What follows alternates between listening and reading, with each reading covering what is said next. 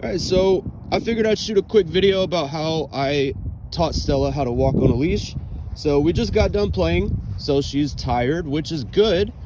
The thing I learned real quick is that a tired dog is a well-behaved dog. So what we're gonna do is show real quick how we got her to learn how to walk in a heel on a leash outside with all types of distractions. So real quick, this is her leash, the Herm Sprenger.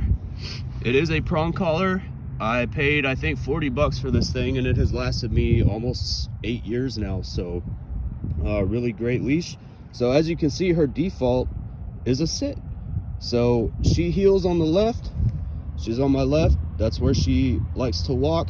You can teach a heel on the right or the left, whatever you're comfortable with, but that's a detailed video for later. So right now she's sitting like a good girl. She's just waiting for me to give her the signal. She's just checking stuff out.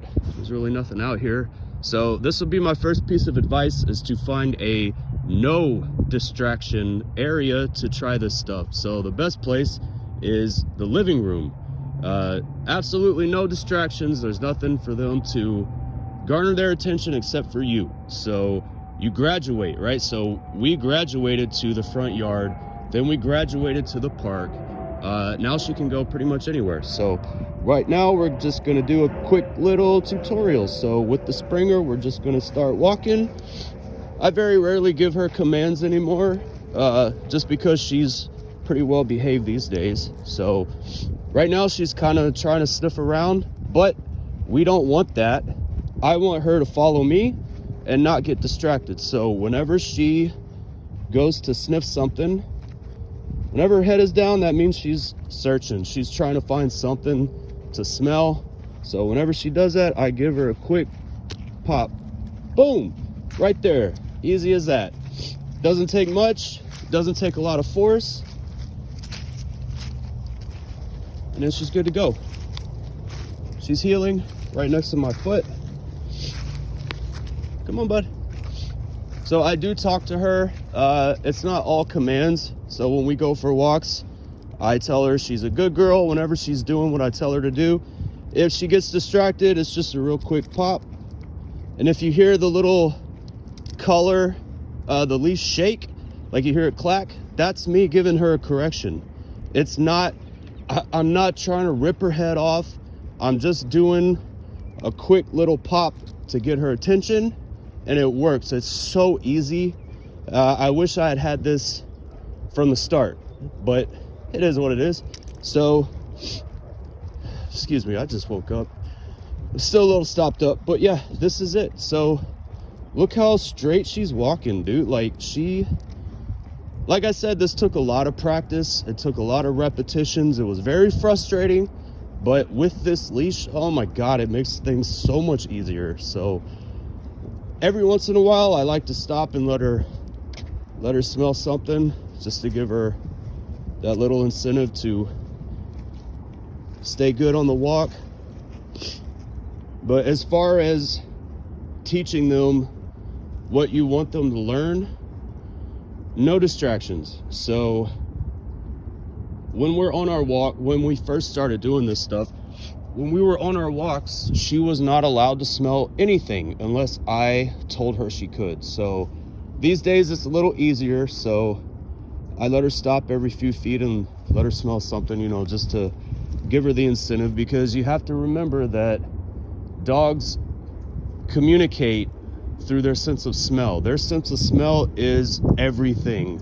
So that's how they communicate. That's how they read information and intake information. So their nose, you gotta watch out for that nose, because it's gonna get them in trouble. So right now I'm giving her little bitty corrections that we're gonna go the opposite way. And look, she's walking in a pretty good heel right now. And if I wanted to show her off, because this is something else we used to do on our early walks, is every few feet I would stop and give her a little leash correction and tell her to sit. And then she sits. You're a good girl? Yes, you are. You're a very good girl. Let's go, buddy. So whenever they do something you want them to do, you have to, it is non-negotiable you have to praise them. You have to. That's what they live for. So if you don't have treats, you know, back in the day, I would have given her a treat. But now it's a little different.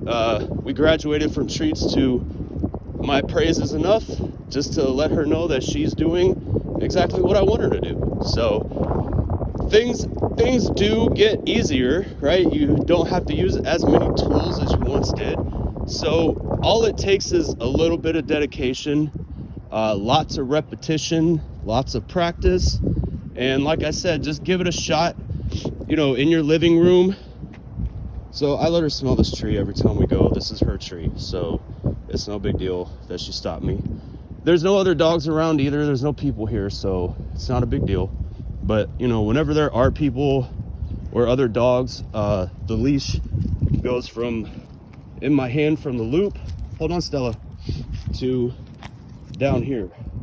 So I put her on a short leash, and then we walk like this so that she is less inclined to stick her head down or jerk to the side to go after another dog, because honestly, I've come to accept the fact that Stella will never be dog friendly, and that's okay. So the next best thing we can do is have her ignore other dogs, right? So she can't be friendly with them, but she can ignore them, and she does. So whenever we're out, there's other dogs around, I give her a little pop, and she loses interest in other dogs. And that right there is good enough for me. It doesn't have to be, not every dog is a golden retriever. They're not going to get along with everyone. So like I said, setting realistic expectations will save you a lot of hassle and a lot of frustration. So I'll make more videos. This one was just a little impromptu one, just a quick tutorial on the Herm Sprenger. And Stella says bye. Say bye, Stella. Yeah.